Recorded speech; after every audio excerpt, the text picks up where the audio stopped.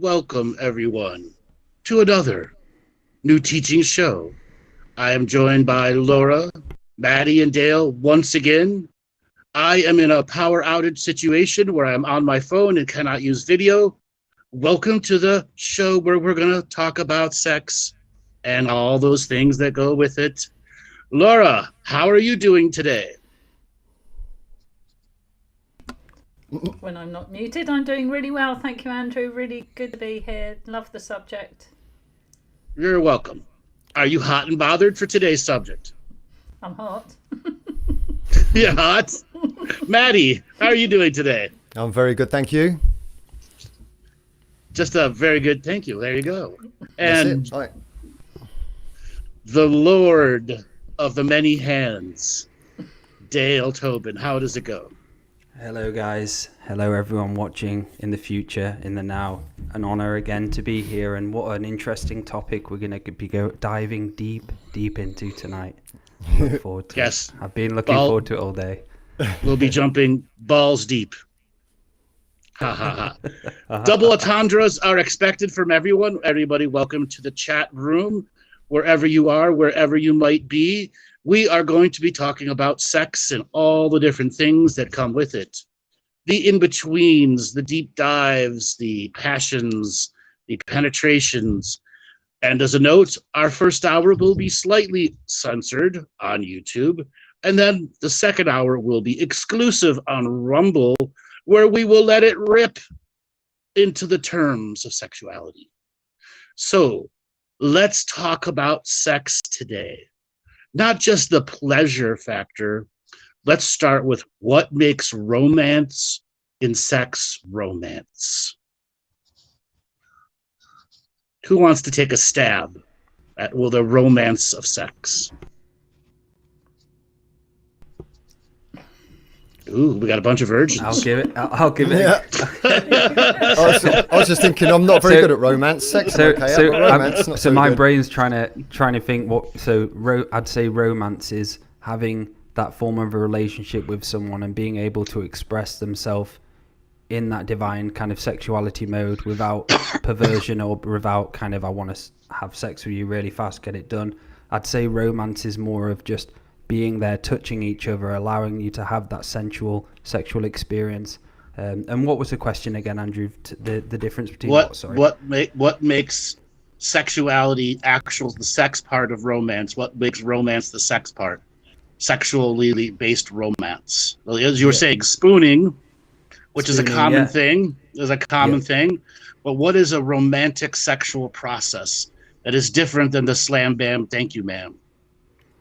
I'd say having that heart to heart where your heart space and their heart space is connecting, and you're kind of like making a flower together, and you're in this oneness together of both of you trying to please each other in a sexual way and build each other up slowly and respecting each other as well, not allowing one to feel kind of a bit strange, allowing you to come into a neutral way. I'd say that for me that's pure romance, being able to just express ourselves through each other and obviously have fun, have a smile. Mm-hmm. A big grin.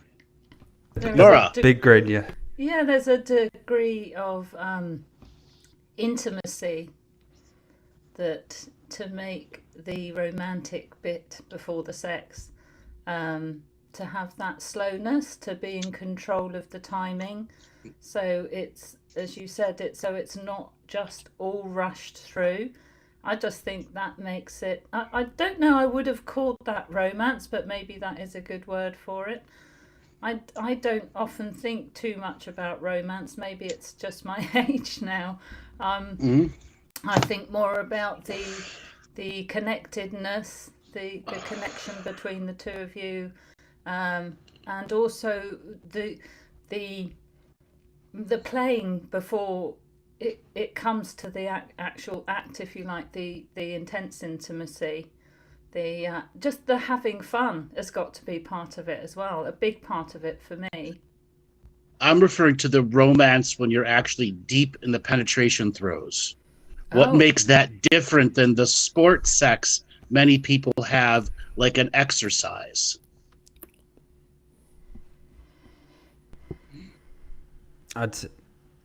would you be kind of working more on like the energetics of yourself, exploring the Kundalini, and obviously more of your own energy burst and so on? Is a romantic partner concerned about their own orgasmic state or giving it to the others? Others, if that's your float your boat. I'd say there's maybe like an equality there, that you're still aware of other people's pleasure, but you're wanting to. You're light worker in this. Come on, go deeper. Show us your inner romance. Yeah, get out of the light worker mode. Allowing yourself, I'd say that inner romance, allowing yourself to have an orgasm which is different from a regular orgasm, built up just to pure pleasure of that penetration, so to say, and finding the spot, knowing where the spot is, and being a bit of a master at doing it. And yeah. Also, voice and expression, isn't it? Yeah. Being able to express and verbalize things is part of the romantic process rather than the wham bam. Can wham bam be romantic? Go ahead, Maddie. Sorry. So for me, the romance part of sex itself. So pre-sex, it's always about, the romance part is about the build-up. So how long can you wait, knowing that it's going to happen, the inevitability of it, and how magical can you make those moments before, or even the hours before. You know, like what you do before is very important. But then when it comes to the actual sexual act itself, and for me, I am inclined towards very physical, athletic sex. Sporty. Yeah, very much so. So for me, the romance part comes with lots of eye contact, lots of gentle talk, gentle speak, and maybe a slowing of the rhythm. And it was recently, I experienced it where the rhythm was so slow that it actually felt way more sexual, way more sensual than the sporty kind of rhythm. A very different kind of orgasm, but an orgasm nonetheless. But it was much more sensual, much more slow, and there's much more feeling. What makes sports sex? Well, there's like a non-attachment to it, isn't there? There's a non-attachment. No. I have your workout partners. Yeah, that's right. And it's, for me, sports sex is, I'm now seeing how many times I can make that person orgasm, in how many different ways, in how many different postures, and how long can I go and keep going, and how long can I test myself, you know, and reach into those parts where you can switch off the orgasm, so to speak, and just go into the actual sport of it itself. And you're doing that mainly to please the other partner. And it doesn't have to be aggression or dominance. It can just literally be the speed and the depth in which you're working with. Okay? And the partner you're working with, they'll have a moment where the level of actual athletic exercise is taking over some of the pleasure parts, but it amplifies the later part of the pleasure journey because of the speed and the depth and the rhythm that you're creating. So that's and like it's a lot different for the male. A lot different from the male and female then. So say for the female, they're able to go for males, it's kind of like you go, do it, then you have to have a rest for a bit, then go again. So it's like then you switch that isn't true. There are many females after their first orgasm, or even before their first orgasm, they have to take a break because they have whatever's going on in their head that's blocking that journey. And the same goes for men too. Yeah. It's all going to be about your personal experience with that particular person that's going to determine what comfort zone you're working in.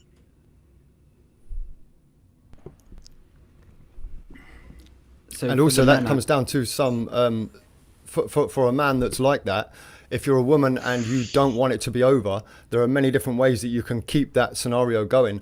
Don't let him walk off. Don't let him roll off. You keep it going, and after a few minutes, he'll be back in the rhythm. Okay. Is playing and blowjobbing, fingering and blowjobbing before sex still considered sex, or is it the pre-lead up? I'd say it's the same. Yeah, I would say you could consider it sex. It depends on how long you've been in the relationship for, the place and the placement where you're doing it. Lots of different factors. Mm-hmm. What about mutual masturbation, where you're both watching each other going through the self-pleasuring process and observing the journey and growing through energies? It's still a sexual process, in my opinion. Yeah. I tend to differ. That is absolutely a part of the buildup of maintaining longer, higher frequency sexual processing, because most people in their individual masturbation process can go much longer than they can go in standard sex processes. So it's like turning the kettle on that. And it's slowly building. Yes. It's like when you're doing that, you're slowly putting the handle down. Steam's coming out. Because the whole point for mutual masturbation is to observe each other in their pleasuring journey, and what the body tells, what the mind tells, with the little tells that come through psychic impressions too. Okay, what about dirty talk versus romantically talk? I get quite offensive, I think. I think that's a big human thing. Yeah. I get quite offensive. There's certain words I say during sex that I would, there, there's certain words I would never say to a woman of a normal scenario, but during sex I would absolutely say those words and mean them and as wait well. to the second hour on Rumble to hear those words. Matty's got another 40 friend requests after this.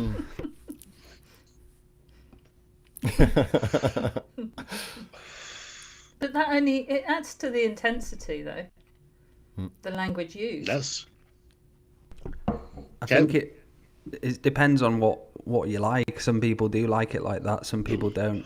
We're just all so different, aren't we? What gets us going, really.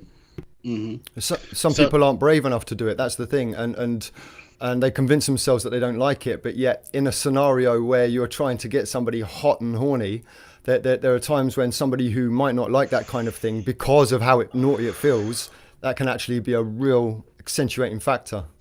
Yeah. Okay. Lights on or off? On. Always. On. Oh, no, Never off. All the lights. Spotlights. Yeah. Okay. What about oral situations, cunnilingus or fellatio? And I did that for YouTube. Let me tell you. Like what? Sorry. Put in the translator. Tongue or mouth? There you go.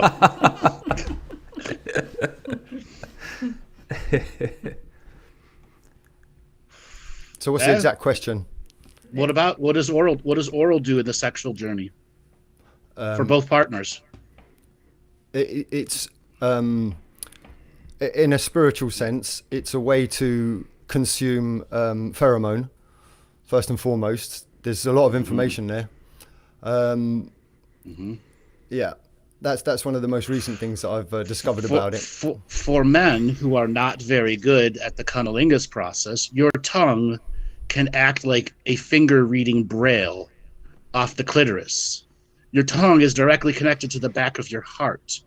And when you're connected to the clitoris, which is directly connected to the third eye, you have a taste of the sexual journey and the frequency that is there if you allow yourself to open up to that journey and allow the energies that are coming off the clitoris to go into the tongue, saturate the tongue, go down to the tongue at its base, and then the thymus, which is right at the base of the back of the tongue, and then into the high heart, and then into the heart.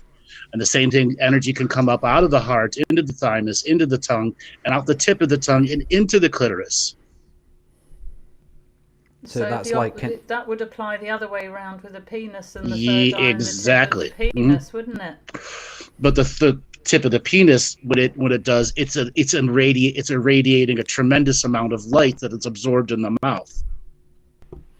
So what about the 69 scenario then? Would you be creating a completed circuit? Yes, absolutely. That's why it's like that.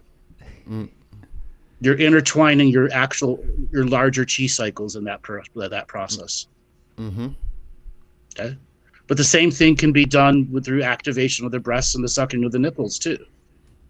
and the fingering process too. It's all depends on ultimately the position, especially when your heads are close together and your crowns are intertwined.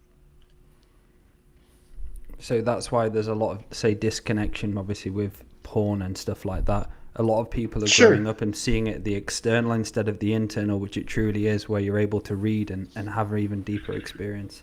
Also, when you're looking at porn, that's not real sex. That's camera sex. Yeah. That's something a lot of people greatly misunderstand. And when they go to have sex, they think about having camera style sex and not the actuality of it.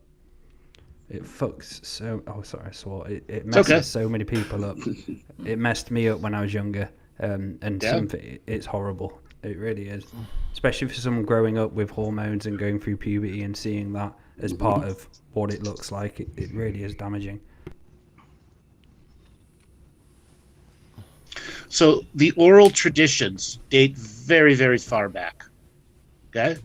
Those oral traditions have a variety of aggressive and non-aggressive energies. So from a man giving pleasure to a woman through oral, there comes a point where you must explore beyond the clitoris. Many men overdo the clitoris and overdo to the point it becomes too sensitive and they throw you off. Okay? This is where you have to learn to explore the rest of the entire area, the entire vulva, the lips, the frequencies, and understand, is it creating fluids? That's ultimately your test. Okay? So many people are unaware of that. And yet it's naturally intuitive at the same time. Yeah. And so the vagina and the penis are pretty simple organs to understand. Yeah. So a lot of people get disconnected from it and can't produce fluid anymore. Is that just a self-block within themselves where they've not had enough, or they've not been able to touch themselves, or someone touched them in the right way? So if a woman is dry as the Sahara Desert all the time, there's something internally going wrong with it. If a man is having pre-ejaculation within a few seconds of being touched, something's wrong with an internal process. Now, pre-ejaculation or premature ejaculation and extreme dryness, those are generally mental and spiritual issues created over long periods of time that the body has now taken on as a program. This is where you have to be inventive and add fluids. Okay? Whether it's spit or something else or oils that actually do something to that area. Well, that is the beauty of the oral sex as well on a woman, because for me it's not about trying to produce an orgasm. It really is about just bringing those fluids forth. Because sometimes in between certain sexual scenarios, you can be in a process where everybody's enjoying themselves, but yet the fluids stop producing for whatever reason as much as they were. And in that case, in that scenario, you can just take your time, explore until such a time as you realize the liquids are being produced again, and then it's go time. Now, in many situations where a man is doing oral, it is the most uncomfortable position to do. Yeah. This is why you cannot settle for the uncomfortable position. Take the extra effort to make sure both of you are in the most comforted position. Usually put a pillow under her butt to lift it up a little bit and a pillow to the back, and you have something that raises you up so you're not constantly putting pressure on your own arms, which will then make your neck feel all weird. Any man has been in that situation knows what I'm talking about. Okay?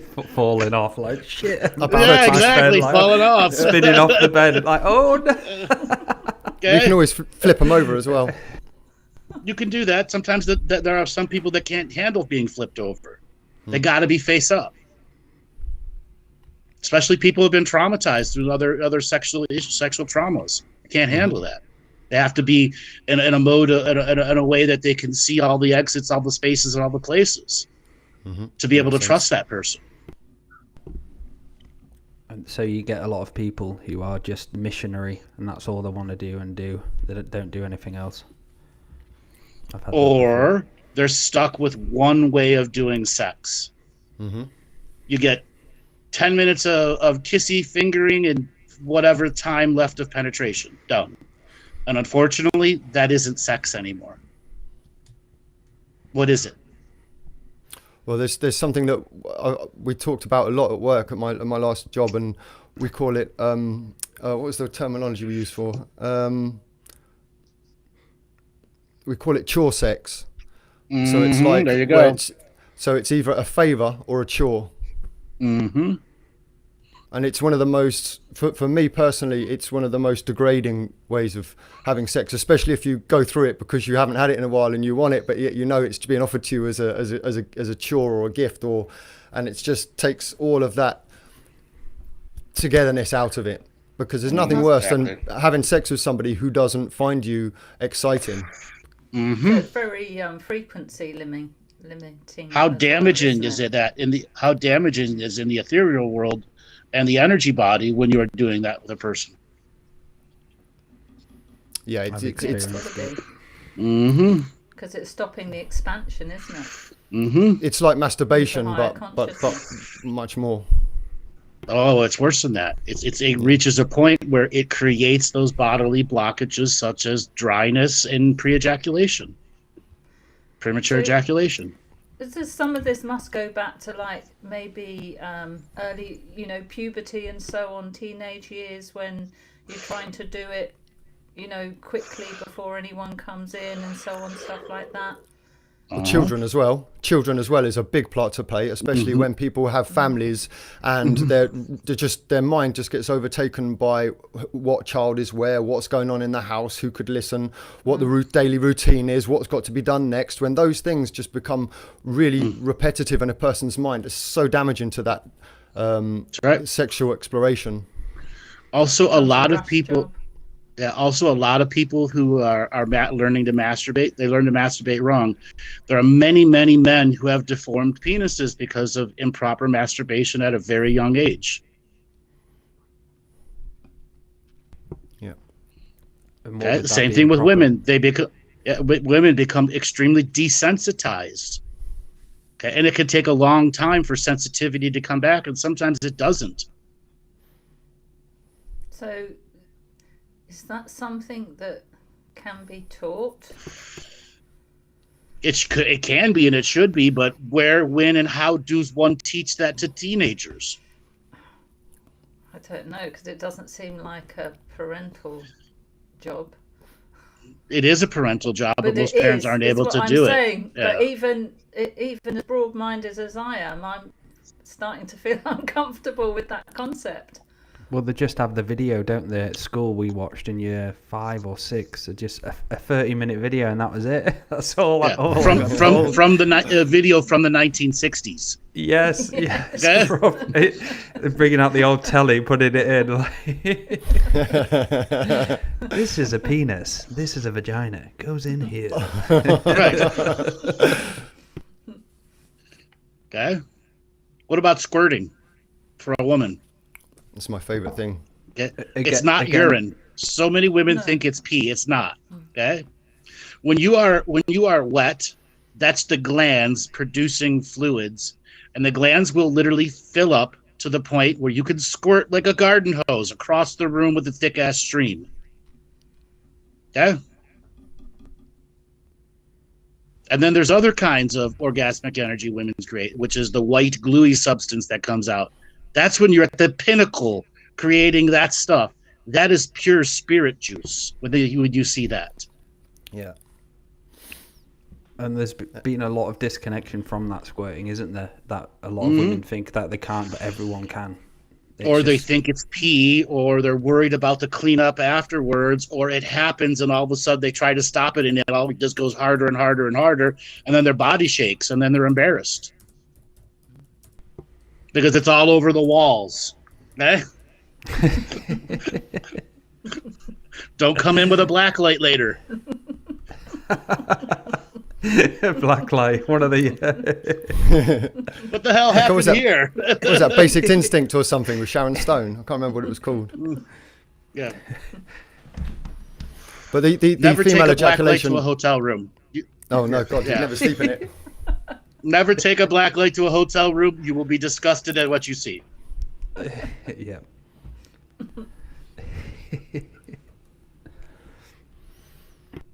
So, Andrew, female ejaculation is an interesting subject because it's one of the ones sometimes you'll hear people say that they can't do it. You'll hear women say that, they can't do it from penetration. It's purely come from clitoral. But I found that if you can use fingers in order to produce it, and there's a very, it's a very sort of, it's always the same shape that I use and the same rhythm. And because that's the way you activate the glands to produce fluid and then to produce pressure in the fluid. Most women are unaware how to activate those particular parts of the glands naturally, or are afraid because they feel something building up. It feels like they're going to pee. Yeah. But you're not going to pee. Okay. No. There are thousands of little tiny holes that produce the fluid to come out, and then it fills up. And the pumping action from the man is what creates this literally like a pump action that forces pressure in there, and that pressure is what does the shotgun squirt. Yeah. And I found that the more you do it, even when it's almost as if like she can't handle anymore and you just keep going, it will produce more and more and more and more and more. Quadruple the fluid amounts. Yes, and so from that point forward then penetrative squirting happens. Yes, usually at that point, it's already in a continuous production cycle, and as they're riding, as the penetration process begins, it'll just keep leaking out with pressure. Yeah. Like a waterfall. It's my favorite. Well, it produces a unique noise. Mm-hmm. It's natural. It's natural. Yeah, it's completely, totally natural. So there are more things to talk about when it comes to female, squirting ejaculation energy. The fear of doing it is ultimately what stops it. And it is the manual pumping that can train the body to allow it to happen. Okay? There are hundreds of sex manuals from the ancient days that talk about how to make it happen. Okay?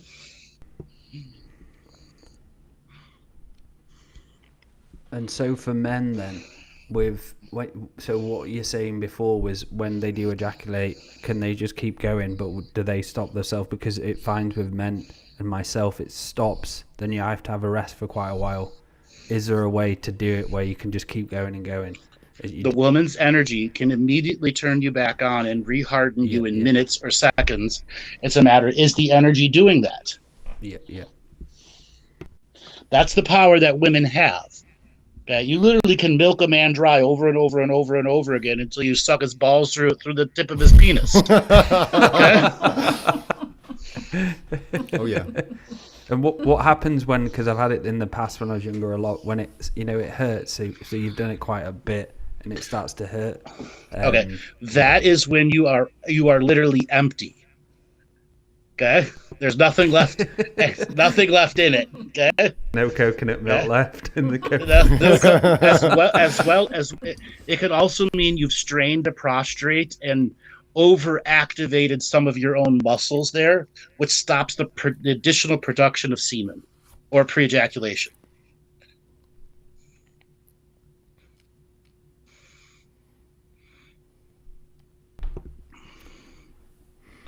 And I remember at one point there was a caller where they had in their, I think it was in their penis, there was like a pocket of air or something, because when the person ejaculated, the lady didn't like it or didn't want the sex, and it went back into the penis, and they had something with what happens there when a lady kind of rejects it energetically. What goes on? Is that what sometimes? Because I've had that experience before a long time ago, where there's been weird things. So what you're talking about is a pressure buildup where the journey of the way the vagina is pumping is not in alignment with the penetration process and the ridges on the penis itself.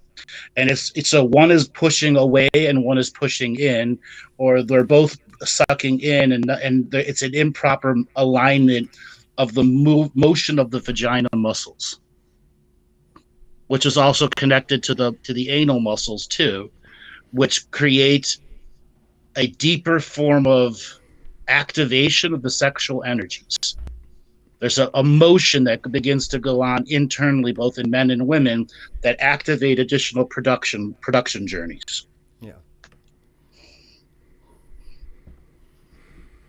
So here's an interesting question, Andrew. I have noticed that some women get something from ejaculation, from male ejaculation. In other words, that they actually get something spiritual from the semen that enters their body. Because Yes, I found some they women do. actually crave the semen itself, and they want it inside them. Yes, they do. Yes, they do. And it's not And just then there are a others. reproduction process. No. There are others that reject it because of the ooey gooey trauma factor of cleaning up. That's a significant reason why tremendous amount of women can't handle that stuff. And then there are those that can just get over that right away, and the energy that's inside semen, when absorbed in the vagina, in the mouth, or on the skin, is so potent that it can activate the meridian flows to a very, very high motion of energy. I thought so. Because it seemed to me that sometimes some women would be literally getting high from your semen. And you can get high off of their juices too. Oh, yeah. As well as their verbal and physical reactions that can amplify that too. The noises that both make are also a significant part of the journey. Very much so. Very much so. So what would you say for some male trying to build up and not ejaculate really fast? What would some of the things you'd recommend to really hold it in? Edging, yeah. Can you when, what that is, please, Matty? okay, so Garden edging. Did you mean edging? edging is when you hold an orgasm. So when a man feels like he's about to come, and then he'll stop, and then he'll wait until he feels like he can carry on and continue. And if you can do this in a masturbatory process, you can train yourself to last longer and longer and longer. Yes. So this is where so many people, their masturbation process is what makes them a fast dumping process. Yeah. This is where you have to train yourself to go very slow. Unfortunately, that does not translate to real sexual process. Okay? So you have to understand why you're training yourself slow, and understanding that slow training may not apply to every sexual situation that you're in. Okay, the other thing that can help men is, in the very beginning, you're going to feel energy from them making your penis go hard. Send that energy back into them. When you feel energy coming into you, you can absolutely send it back into them with some of your own energy to turn them on more, to delay your fuse that you know will not last long. Okay? You know, I just think everybody that's had regular sexual experiences knows what I'm talking about. When their energy reaches into you and activates you, okay? There's a process where you're not rejecting it. You're taking it, amplifying it, and giving it back to them, knowing that this is going to be a continuous cycle and a continuous cycle. That's another way to understand how to prepare your body for longer term journeys. And understand it's not all about the penis into the vagina. Okay? That's the most important thing. You can absolutely be in a very high sexual situation where kissing, fingering, oral, etc., are what will make you last longer. Okay? Making sure that that person has the orgasm before you, if not 2 or 3, when it comes to the man, to the woman. Okay? There are just so many men, the desire is so crazy, they want to get in and want to get in and want to get in. Slow it down. Okay?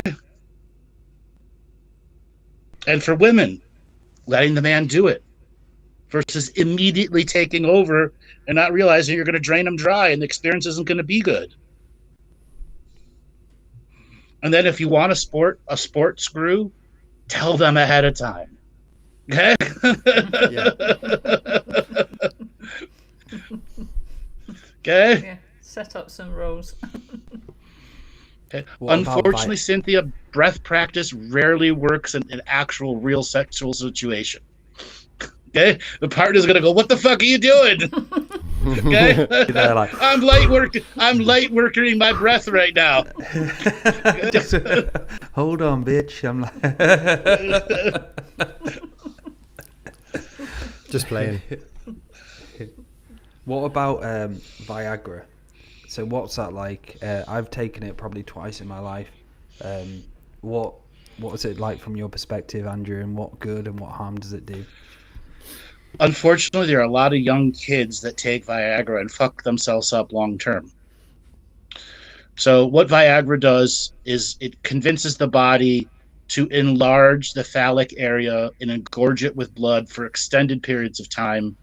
And yes, it can feel great, but there are all sorts of injuries that can come from it. Injuries that I don't want to just talk about or describe. You can figure it out, okay? Yeah. Okay, you can figure it out. Okay. I had a guy who I knew when I grew up. He snapped his banjo from it. Want to talk about that? There you go. But it's also become a process where it's become a scapegoat for people that do drugs, like things like cocaine, things like that, where you can lose your erection quite easily, and then people are they're doing the drugs and then the stimulants, and then they're also doing the Viagra, and so if these a lot of young people, by the time they reach into their sort of mid-20s, then they lose the ability to have a natural hard-on. That's right. Without the drugs, they can't get into that love frequency. Yeah.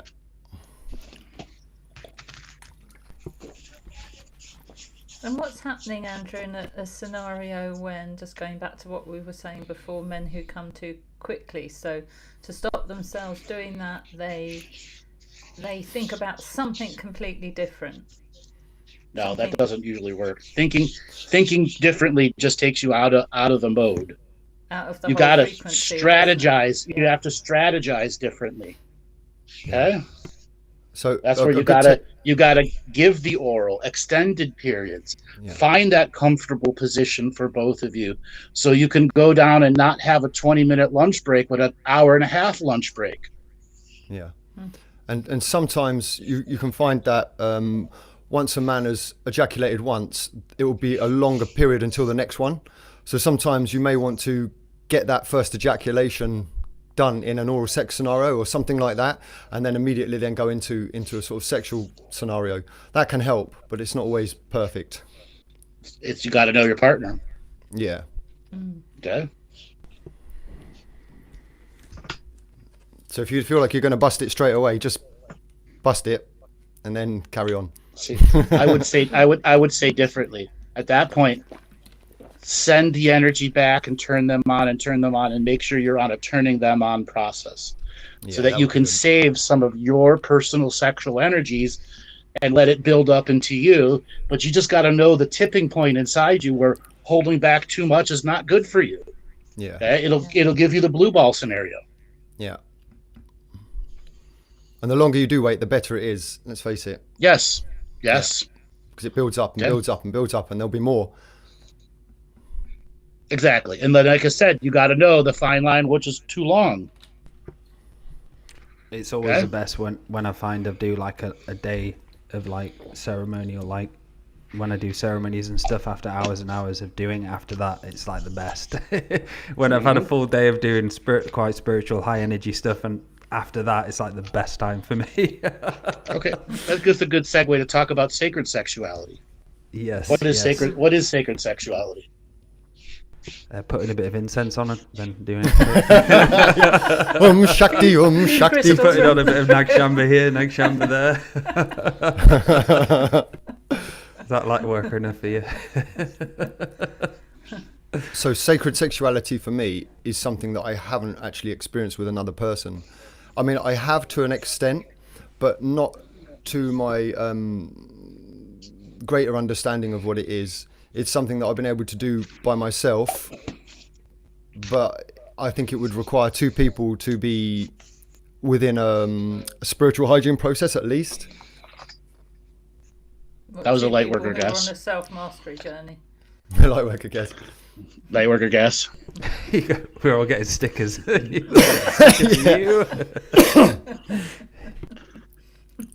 Yeah. I'll give you my definition of sacred sexuality. Willing to use your spiritual journey, i.e., the orgasm at the end creates a way for you to intertwine and journey together and share a dream space, share a post-orgasmic vision space. And you do that by finding what gets you close. We've all had that experience where you're glued together during the journey, after the journey. It's like literally glue is sticking you to each other. Mm-hmm. Okay? That is when you reach that passion level that's creating a magnetic attraction between all the different meridian points in the body and blending where the skin connects to each other. And the journey to get there can be both profane, it can be unnatural, it can be natural, but the ultimate journey at the end is, have we created that sticky energy where we're done at the end, we share a limited telepathy. We share. Everyone that's had really good sex knows what I'm talking about. Yeah, I was about to you say. You share an inner knowingness about each other. Yeah. Okay. I definitely have experienced it, and I call that melting. Yeah. Now, so what does make sacred? You go with the intention. Both of you go with the intention of creating that. Okay. And that could take days to build up, not minutes. So would this be crossing into Tantra then, with the build-up like that? So Tantra has absolutely been bastardized worse than Reiki. What Tantra is taught in modern society today is not Tantra, just like Reiki is not Reiki as of today. Okay, it's mostly garbage 60 sexuality stuff thrown into there with a little bit of Qigong behind it. It's garbage, garbage, garbage. Okay? And for the Tantric masters out there, you know exactly what the fuck I'm talking about. Okay? Okay? Real Tantra is about holding orgasm for days and weeks and months at a time, aligned to the moons and the stars. That ain't Tantra, as usually we learn today. Okay? And then having multiple partners to get that moment where the unique astrological signs line up, so you could have 7, 8, 9, 10 orgasms, which creates hypervisionary space. That's real Tantra. Using sexuality to amplify the spiritual experiences that you have when you're not engaged in sexual partners. Interesting. So ordinarily, would an orgasm create higher consciousness? Yes, it's what it's built in for. It's its mechanical purpose. It's your immediate, here's your mystical experience button. Yeah. When I figured that out, I couldn't believe it. Sorry, Matty. It's okay, no. So I said when I figured that out, I couldn't believe it, because originally it was obviously a process of haunting. So the sexual process was a way in for particular haunting scenarios. And once I was brave enough to be able to, once I dealt with that situation to a level, and I was brave enough to re-experience it, I realized that the reason that was such a haunting scenario is because the amount of light that's being produced. So if I was able to, before I went into one of my ceremonial processes or my ritualistic processes, I would use masturbation and edging, but do it in a way that wasn't thinking about a scenario, wasn't actually thinking about somebody or projecting any energy.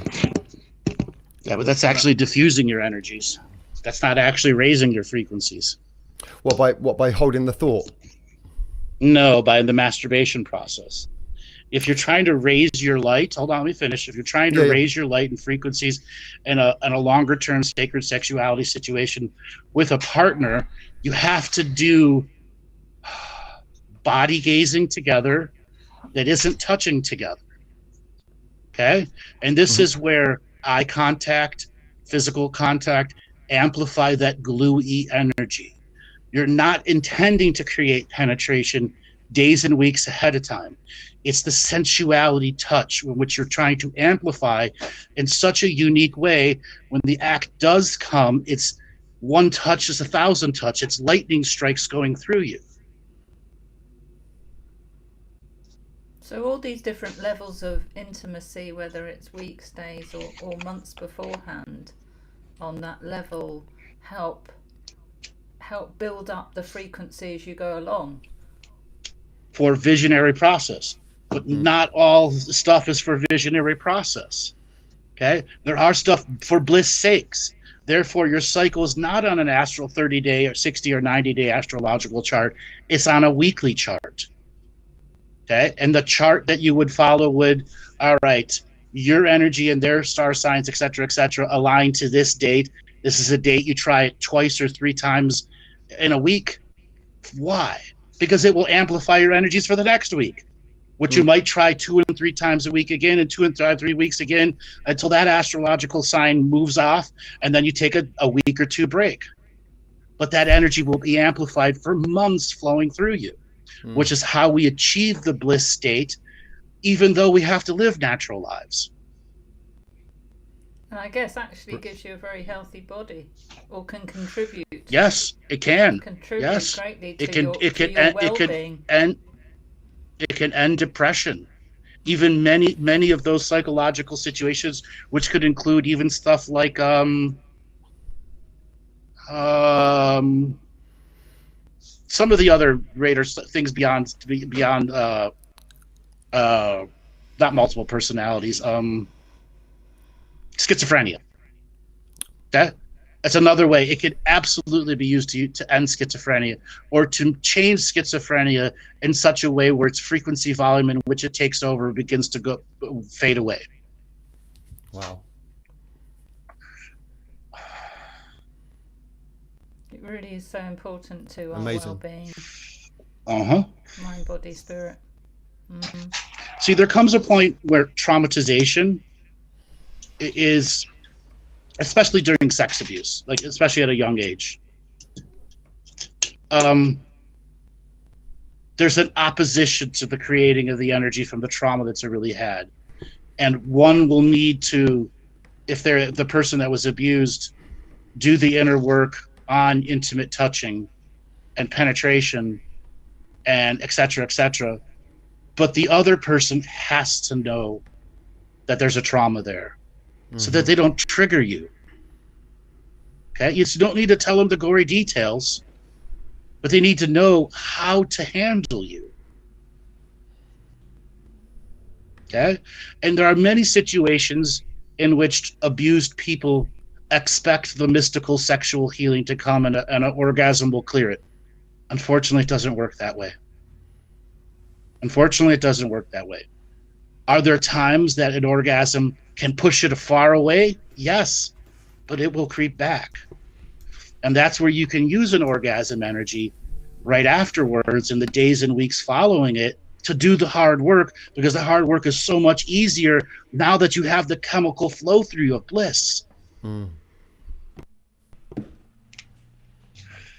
So I've had a conversation, Andrew, with a few males who basically were saying when they ejaculate, they kind of lose the energy, but I found it different when you do it. It kind of gives you more energy, and it heals you really, really in depth, and you have lots of energy after. So there's a lot of people who think when you give it, it's like giving it away, but it's not. It's internal into yourself, isn't it? Unfortunately, a lot of men, when they orgasm, they are give. They don't have an open reception side for the energy to be given back to them. It's a one-way frequency, and it's just a bad habit that takes over. Okay? They lose their greater mental awareness that you're entwined with this person. And yes, your orgasmic situation is so intense, and you're pumping, but you're not allowing anything to come back in.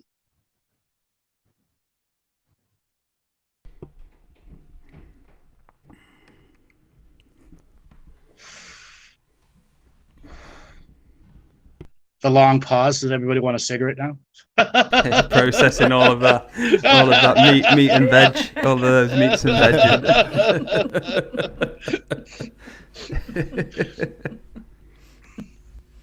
I'm just blown away by how many layers there are to this. There's even more layers if you really want to go into it. It's just a matter of what are you going to process now and understand now, and what are you going to process and understand a few days, weeks, and months from now. And then what might you try when you choose to be adventuresome? Yeah.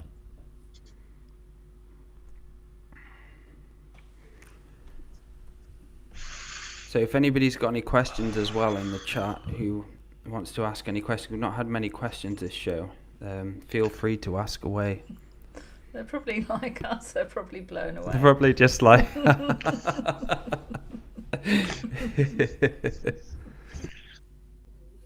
All right, let's talk about the body itself.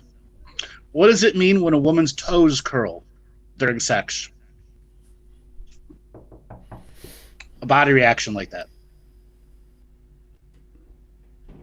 I'm trying to think of the unlightworker one to say. What does it mean when they have the shakes afterwards? I'd say that's a big somatic release, a body release where they're getting rid of just. It's a somatic release, a very positive somatic sexual release. Yeah. It's a big compliment as well. Yeah. Yeah. No, literally, it's not a negative somatic release. It's a positive somatic release when the body begins to shake like that. Okay? That's the fascia tied up, unwinding, and taking in positive sexual energy, flooding it all throughout the different fascia systems. It's beautiful, and one of my favorite things to do is to stroke them when that happens as well. Mm-hmm. So if they're in that point where it's and then just gently stroke on the areas that are doing that, and it doubles the tremors. Yes, and for women to let you know, that situation where you're in that shaky, trembling energy can go for hours if you let the person do it for you, and it will put you in the highest blissful visionary state you've ever had. Mm-hmm. And it's your birthright to have that happen.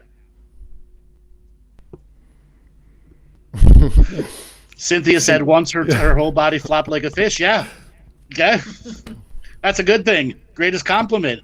Along like with the squirt. Greatest compliment for a man. Exactly. You also Where are you going? Where are you going? Just flopping everywhere. You look really good afterwards normally. You normally have a lovely, sort of colour to the cheeks and so on. Just a glow. Cigarette in the mouth. Yep, cigarette in the mouth. Back, Ashley. Just smiling. The unique grin. Yes.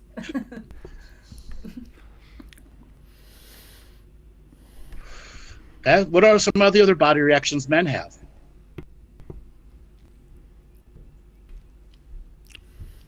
I'd say again the toes curling, the feet moving. I'd say shaking as well. It can have shaking, like a full-on. Yeah. Sometimes if you build it up, it just lasts for ages inside and just starts shaking for ages and lasts a lot longer, basically, than a usual one. Uh-huh. Sometimes they're not really touchable after that. When they keep going and the body keeps shaking. And this is a while afterwards. Mm-hmm. The best thing that happens is if you both have that shaking energy and you have orgasm at the same time. Eyes rolling back from the pleasure. Yeah, that's a big compliment. Okay?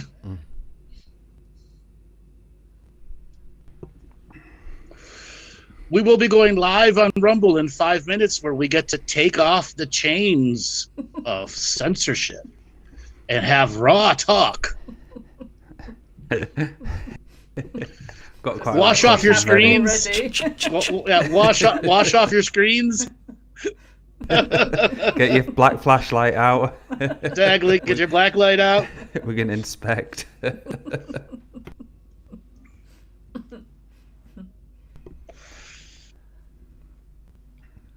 What else does the body tell you? There's a hum, an energy, a vibration afterwards too. A purring energy, like a cat. Yes. Yes. Okay? That's when the body has reached its high bliss state and the mind is beginning to take that high bliss state and add it to more and more and more. Are there any techniques of hanging on to that energy? Oh, body massage. Okay. Adding oils that have a menthol heat process to it, but doesn't have a burn to it.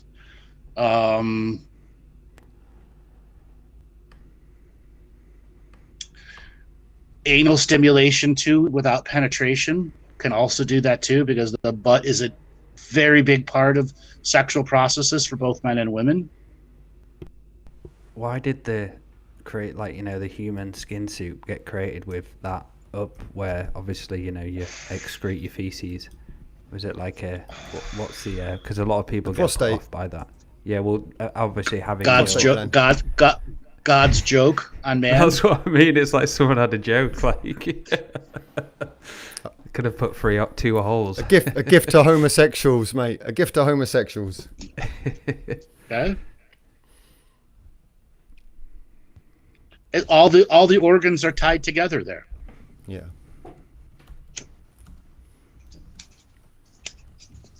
If I were on Rumble, I'd say something else, but I got to wait 3 more minutes.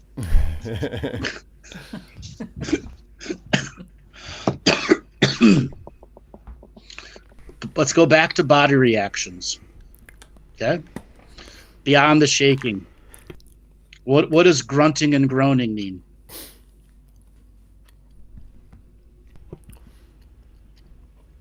Like you're having a good time. Yeah. The uncontrollable grunting and groaning.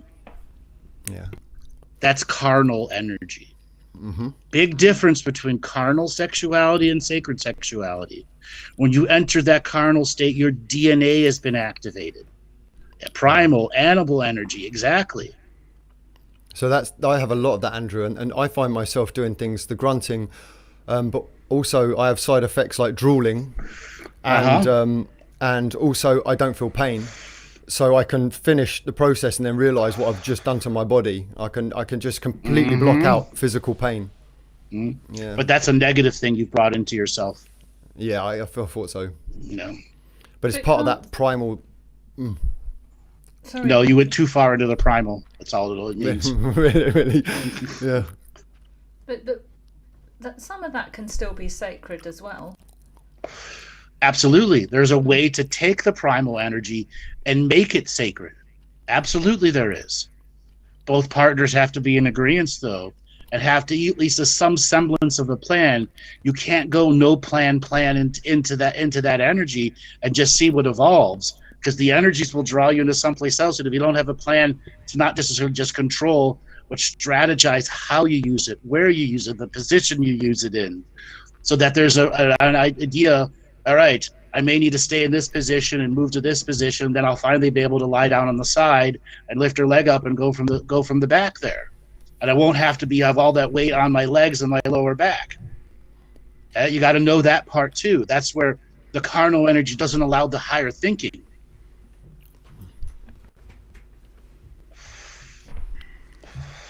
So would a degree of roughness, consensual roughness, be more carnal? It can be, but unfortunately in this modern society, roughness has been bastardized by porn. Okay?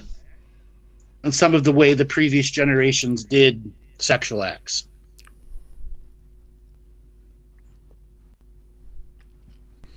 And so for harvesting entities and those people who heavily watch porn, and obviously there's a lot of ghosts around them, parasites and so on. What's the process? Is it kind of like, are they waiting for them to push the energy out so they can harvest it, basically? When they're about to orgasm, they just have a little bit of a taste of it. Oh no, harvesting energy is inside your body, taking it right from the core. Usually. Yeah. Or influencing the carnal side to do something and change the energy and taint the energy into something else. And I think it's so big. Like, you go, when I used to work at places, it was like 95% of people watch porn, and everyone did. It was kind of like the stuff they didn't do, but so many people don't realize how damaging it is and how fucking dirty it is.